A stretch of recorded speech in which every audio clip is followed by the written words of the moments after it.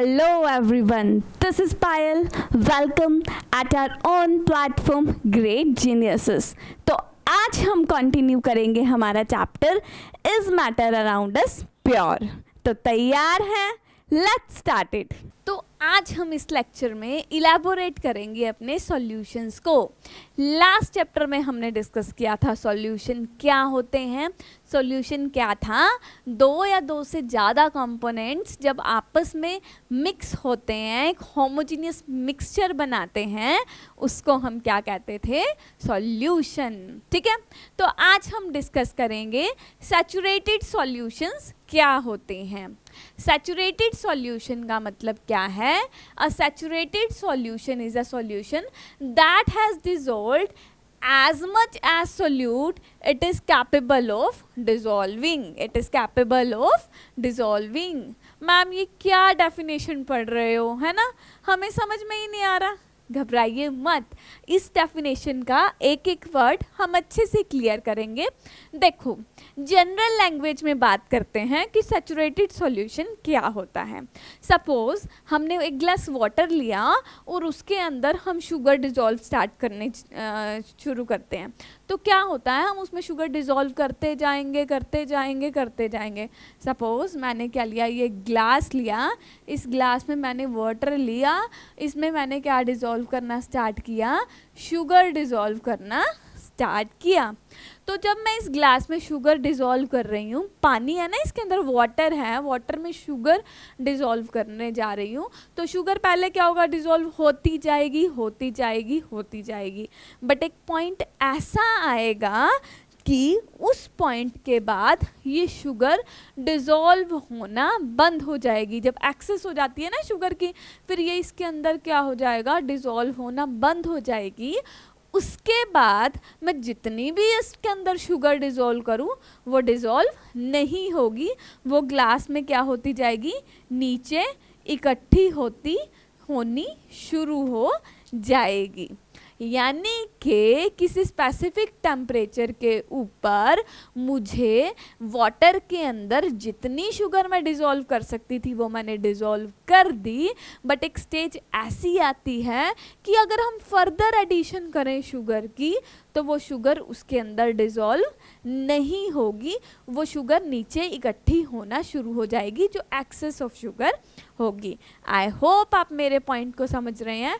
तो चलिए इस डेफिनेशन को समझते हैं. A saturated solution is a solution that has dissolved as much as solute as it is capable of dissolving. मतलब उतना सोल्यूट इसने डिज़ोल्व कर लिया जितना ये डिज़ोल्व कर सकता था. In a saturated solution no more solute can be dissolved at a given temperature. उसके बाद हम और सोल्यूट उसके अंदर ऐड नहीं कर सकते. सपोज मैंने क्या लिया, 100 ml वाटर लिया. इस 100 एक मैं सिचुएशन लेकर चल रही हूँ कि इस 100 ml वाटर के अंदर मैंने क्या किया? शुगर ऐड करी. ठीक है, इस शुगर ऐड करी. सपोज मैंने कितनी ऐड करी? 5 स्पून ऐड करी. और इस 100 ml के अंदर 5 स्पून ही डिज़ोल्व हो सकती थी. जब मैं इसके अंदर 6th स्पून शुगर का डालूंगी, तो वो शुगर इसके अंदर डिज़ोल्व होना बंद कर जाएगी और वो ग्लास में नीचे इकट्ठी हो जाएगी. 7th स्पून डालूंगी तो वो भी डिज़ोल्व नहीं होगी, क्योंकि इस वाटर की कैपेसिटी है कि वो 5 स्पून शुगर ही अपने अंदर डिज़ोल्व कर सकता है. तो ऐसे सॉल्यूशन को हम क्या बोलते हैं? सैचुरेटेड सॉल्यूशंस बोलते हैं. ठीक है, अब देखो, सैचुरेटेड सॉल्यूशन हमें पता चला कि मतलब एक पर्टिकुलर टेम्परेचर के ऊपर हम किसी सॉल्वेंट के अंदर जितना सोल्यूट और सॉल्वेंट, याद है ना कि हमने डिस्कस किया था कि सॉल्यूशन 2 पार्ट से मिलकर बना होता है, सोल्यूट प्लस सॉल्वेंट. जिसको डिज़ोल्व कर रहे हैं, और ये क्या था? जिस में डिज़ोल्व कर रहे हैं. जिसको डिसॉल्व कर रहे हैं सॉल्यूट, जिसमें डिसॉल्व कर रहे हैं सॉल्वेंट।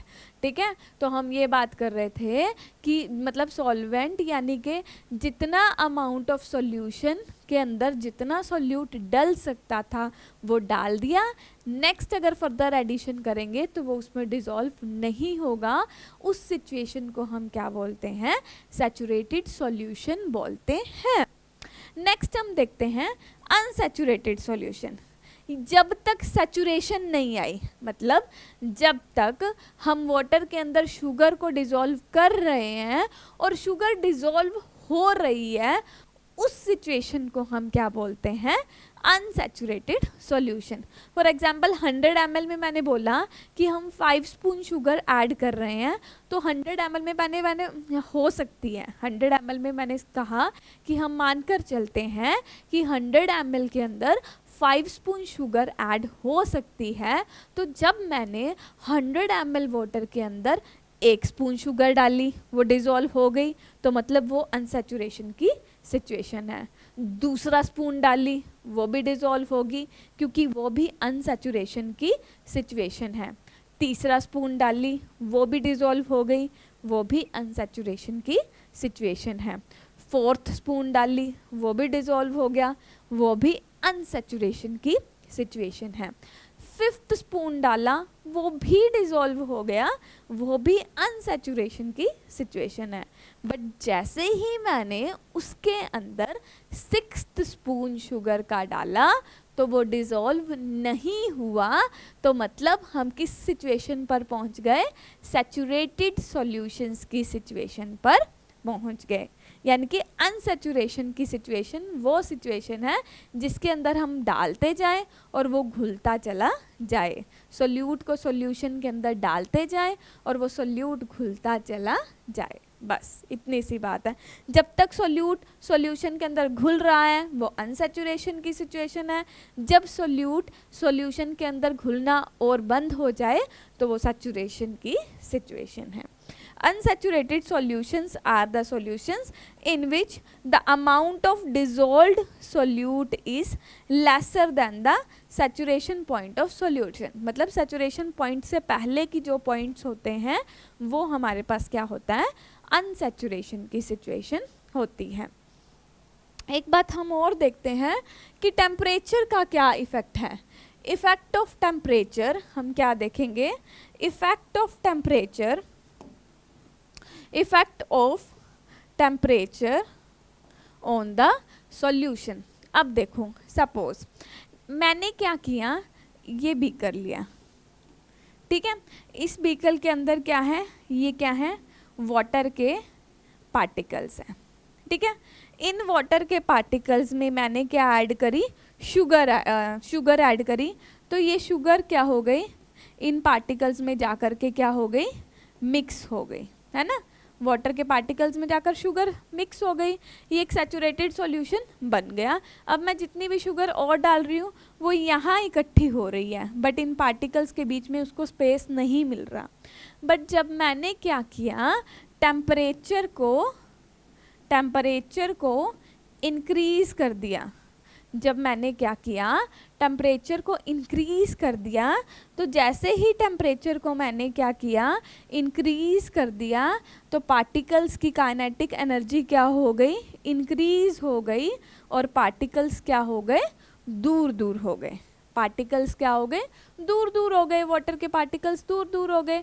अब वाटर के पार्टिकल्स दूर दूर हो गए, तो मैंने जब इसमें शुगर डाली तो इसमें जो नीचे बची हुई शुगर थी उसको भी स्पेस मिल गया डिसॉल्व होने का, उसको भी स्पेस मिल गया डिसॉल्व होने का। देखते हैं ना कि अगर पानी में हम शुगर को मिक्स कर रहे हैं तो वो मिक्स हम कहते हैं कि इसको थोड़ा सा ना हल्का सा गर्म कर देते हैं पानी, तो उसमें चीनी जल्दी घुल जाएगी, है ना। पानी ठंडा होगा तो चीनी जल्दी नहीं घुलेगी। ऐसा क्यों? क्योंकि जब हमने टेम्परेचर को इंक्रीज किया, पार्टिकल्स की काइनेटिक एनर्जी इंक्रीज हो गई, पार्टिकल्स क्या हो गए, दूर दूर हो गए, उनके बीच का स्पेस बढ़ गया, तो अब और भी शुगर हम उसके अंदर डिसॉल्व कर सकते हैं। यानी कि जो सैचुरेशन पॉइंट था, जो नीचे बची हुई शुगर थी, अब वो भी टेम्परेचर को इंक्रीज करने से उसमें डिसॉल्व होना स्टार्ट हो गई है। यानी कि हम किस सिचुएशन पे पहुंच गए हैं? सैचुरेशन से हम किस सिचुएशन पे पहुंच गए हैं? सैचुरेशन से अनसैचुरेशन की पोजीशन पर। टेम्परेचर को इंक्रीज करने से हम सेपरेशन से अनसैचुरेशन की सिचुएशन पर पहुंच गए हैं। आई होप आपको ये क्लियर हो गया होगा। सैचुरेशन का मतलब सिर्फ इतना सा है कि एक मतलब पर्टिकुलर अमाउंट जो एक पानी में घुल सकती है, ठीक है, उसके बाद अगर हम और सोल्यूट डालेंगे तो वो डिसॉल्व नहीं होगा। जब तक वो सोल्यूट उस वाटर के अंदर घुलता चला जा रहा है, डिसॉल्व होता चला जाता है, उसे हम क्या बोलते हैं? कौन सी सिचुएशन होती है वो? अनसैचुरेटेड सॉल्यूशन हम उसको बोलते हैं। ठीक है, नेक्स्ट हम डिस्कस करते हैं क्या कॉन्सेंट्रेशन क्या होता है। नेक्स्ट हम क्या डिस्कस करेंगे? हम डिस्कस करते हैं क्या कि कॉन्सेंट्रेशन क्या होता है। देखियो, concentration of a solution is defined as amount of solute that is present in a given amount of solution। किसी भी सॉल्यूशन के अंदर कितना अमाउंट सॉल्यूट का प्रेजेंट है उसे हम क्या बोलते हैं? कॉन्सेंट्रेशन बोलते हैं। ठीक है, फॉर एग्जाम्पल कितना अमाउंट मतलब फॉर एग्जाम्पल 100 ग्राम सॉल्यूशन के अंदर 20 ग्राम हमारा क्या प्रेजेंट है? सोल्यूट प्रेजेंट है। 20 ग्राम सोल्यूट 100 ग्राम सोल्यूशन के अंदर प्रेजेंट है। मतलब हम क्या बता रहे हैं कि ये सोल्यूशन कितना कॉन्सेंट्रेटेड है। अगर मैं कहूँ कि 100 ग्राम सोल्यूशन के अंदर 100 ग्राम सोल्यूशन के अंदर 50 ग्राम क्या प्रेजेंट है? सोल्यूट प्रेजेंट है, तो इसका मतलब क्या है कि 50 ग्राम मतलब ज़्यादा सोल्यूट प्रेजेंट है।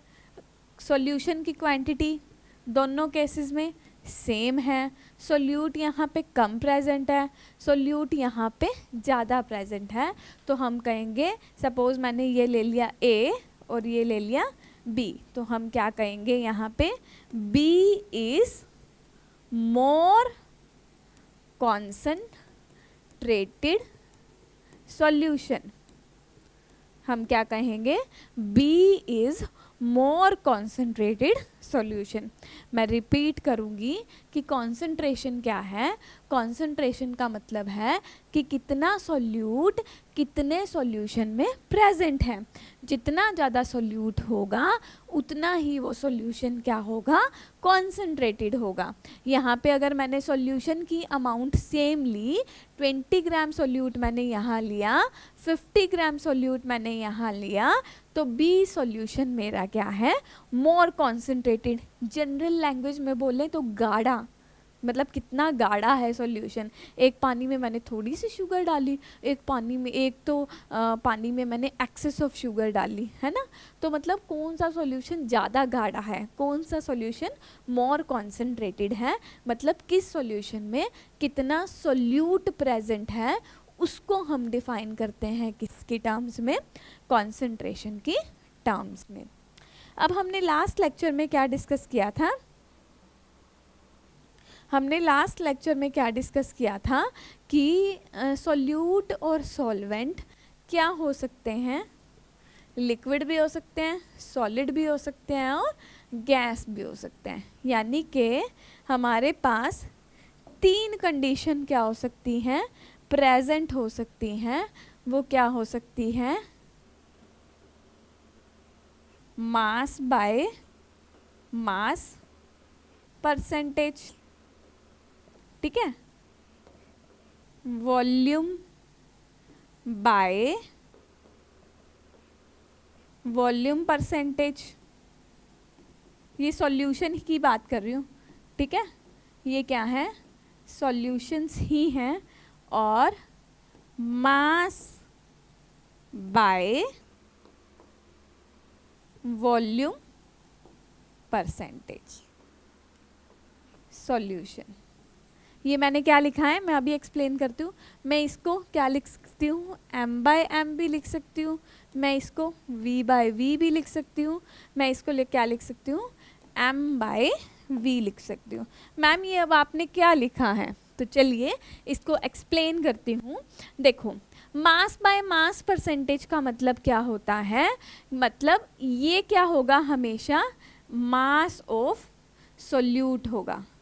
पहला किसको रिप्रेजेंट करेगा, ये जो बाय है ना, ये देखेंगे हम, ठीक है। इस बाय से पहले वाला सोल्यूट, दूसरा क्या होगा, सॉल्यूशन। बाय से पहले वाला सोल्यूट, दूसरा क्या होगा, सॉल्यूशन। यहाँ पे ये क्या होगा, सोल्यूट, ठीक है। ये क्या होगा हमारा, सॉल्यूशन। सिमिलरली ये क्या होगा हमारा, सोल्यूट, और ये क्या होगा हमारा, सॉल्यूशन। आई होप आपको समझ में आ रहा होगा। पहले वाला बाय से पहले वाला सोल्यूट, दूसरे वाला सॉल्यूशन, यानी कि सोल्यूट ग्राम में लिया है, सॉल्यूशन भी ग्राम में लिया है, ठीक है।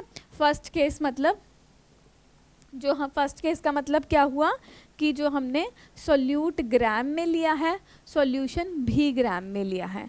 दूसरे केस का मतलब ये वॉल्यूम है, दूसरे केस का मतलब सोल्यूट वॉल्यूम में लिया है, मतलब ml में लिया है या लीटर्स या मिलीलीटर्स में लिया है, सॉल्यूशन भी वॉल्यूम में लिया है, मिलीलीटर्स या लीटर्स में। यहाँ पे फिर से ये मास, ये रब हो गया, देखते हैं थोड़ा सा इसको सही कर देते हैं। ये हमने क्या लिखा था, मास, ठीक है।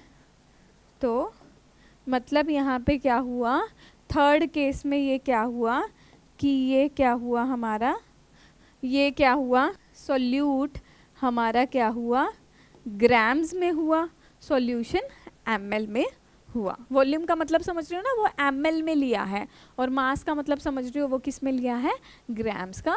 और भी इसको अच्छे से हम क्लियर करते हैं, कैसे, देखो मास बाय मास है, तो मतलब क्या लिखेंगे यहाँ पे, मास of solute bye mass of solution into 100। बिल्कुल सिंपल है।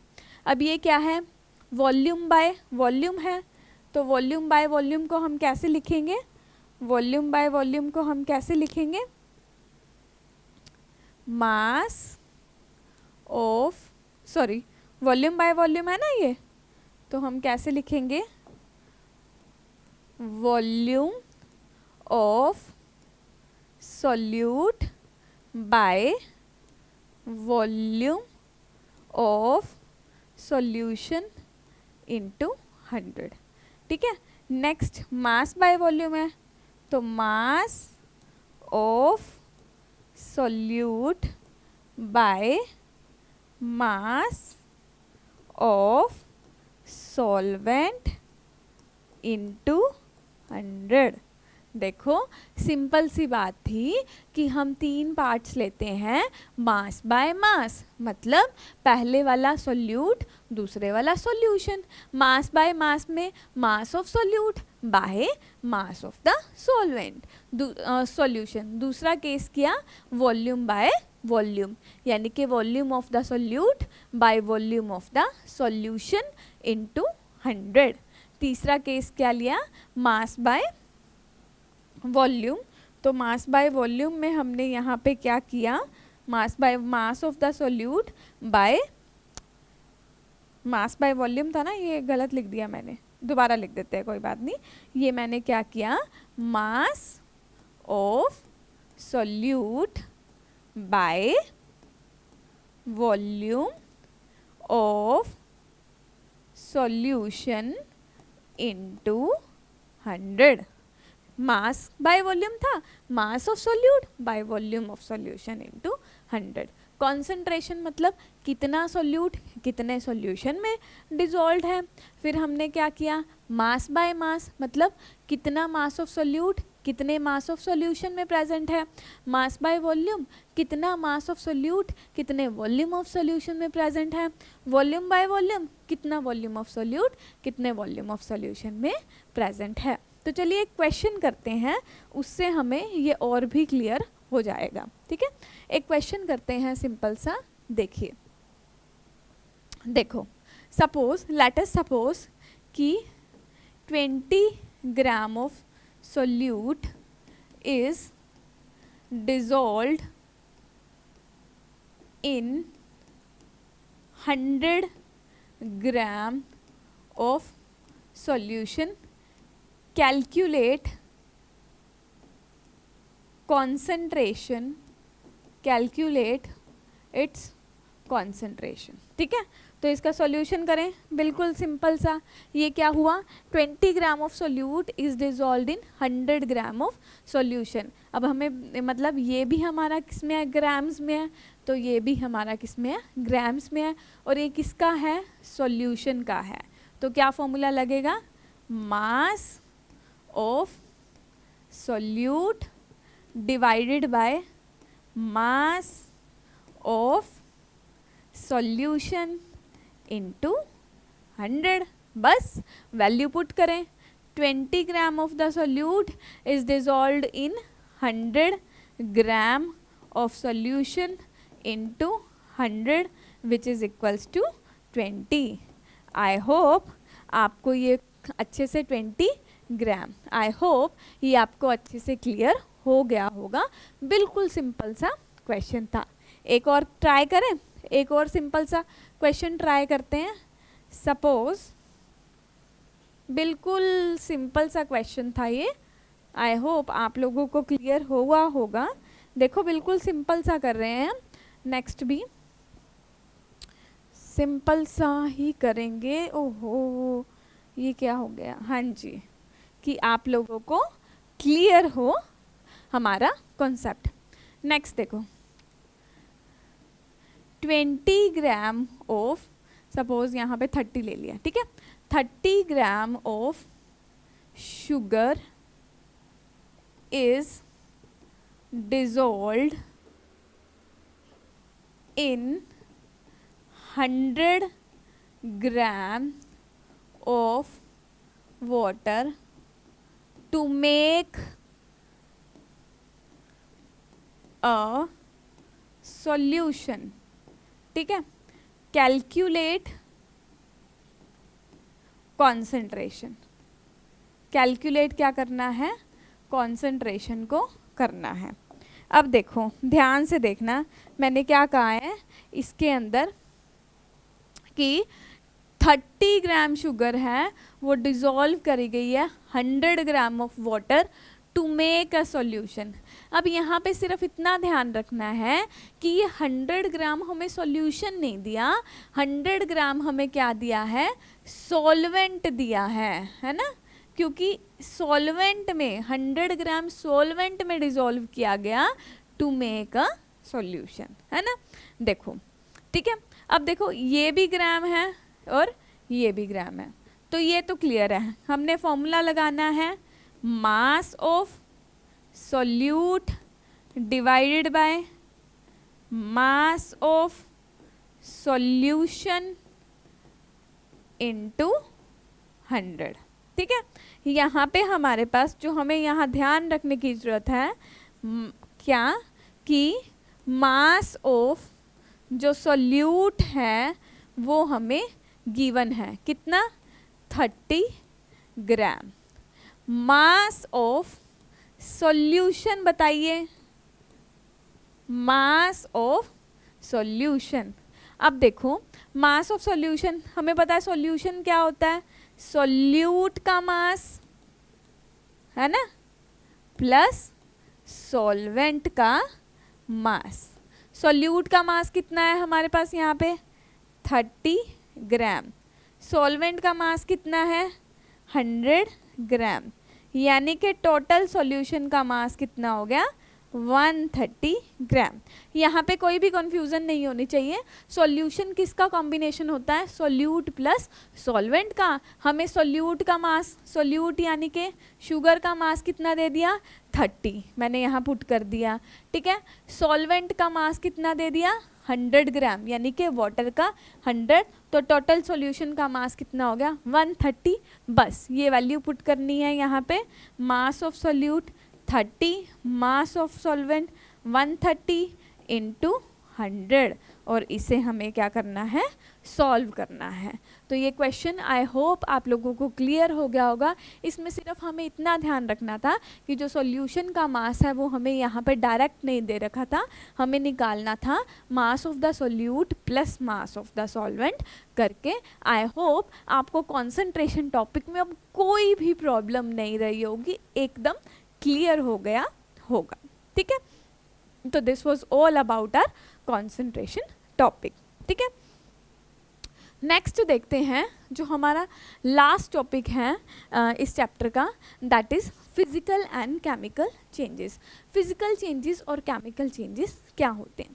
देखो, मैं आप लोगों को एक्सप्लेन करना चाहूँगी फिजिकल एंड केमिकल चेंजेस का कुछ। तो देखते हैं, ये रहा हमारा मार्कर।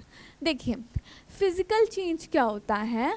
फिजिकल चेंज वो चेंज होता है जिसमें no new product is formed, no new product is formed. ठीक है, कोई नया प्रोडक्ट फॉर्म्ड नहीं होता, उसको हम क्या बोलते हैं? फिजिकल चेंज बोलते हैं। ठीक है, जैसे एग्जाम्पल लेते हैं हम नया प्रोडक्ट। जैसे सपोज मैंने एग्जाम्पल लिया कि मैंने एक ट्री है उसकी डाली काटी, है ना, टहनी काटी। तो जब मैंने ट्री की टहनी काटी तो वो रहा तो क्या? ट्री का ही पार्ट ही, कुछ नया प्रोडक्ट तो नहीं फॉर्म्ड हुआ ना।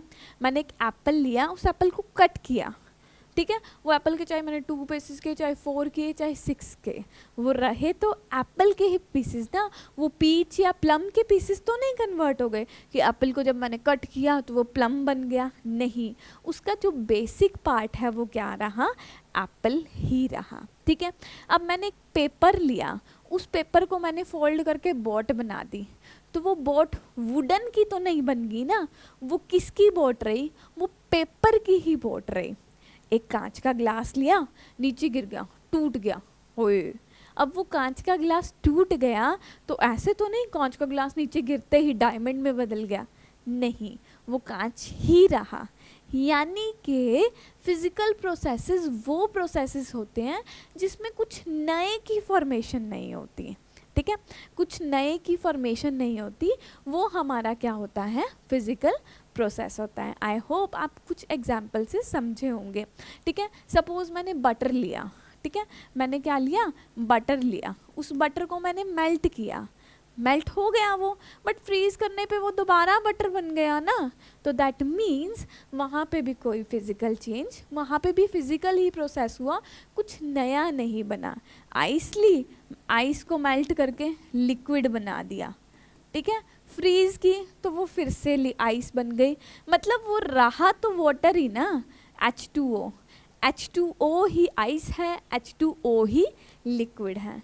मतलब उसकी बेसिक चेंज नहीं हुआ, उसकी, ठीक है, उसकी स्टेट चेंज हो सकती है, उसकी क्या हो सकती है? स्टेट चेंज हो रही है, शेप चेंज हो सकती है, बट उसमें कोई भी नया प्रोडक्ट फॉर्म्ड नहीं हो रहा। तो उसे हम क्या बोलते हैं? फिजिकल प्रोसेस बोलते हैं। आई होप आप लोगों को ये बात अच्छे से समझ में आई होगी। फिर मैं किसकी बात करूं? केमिकल प्रोसेस की बात करती हूँ। किसकी बात करती हूँ? केमिकल प्रोसेस की। इसमें क्या होता है?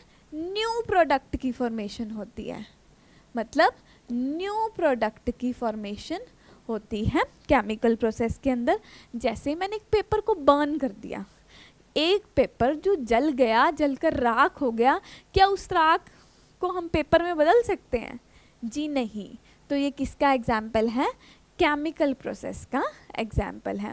केमिकल के प्रोसेस का मतलब क्या है? कि कुछ नए की फॉर्मेशन होना।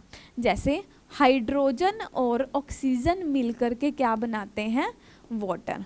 ये दोनों तो क्या है, गैसेस हैं, ये क्या है, लिक्विड है, ठीक है। हाइड्रोजन और ऑक्सीजन मिल करके एक नई चीज दे रहे हैं, लिक्विड, जिसकी प्रॉपर्टीज बिल्कुल हाइड्रोजन और ऑक्सीजन से अलग है।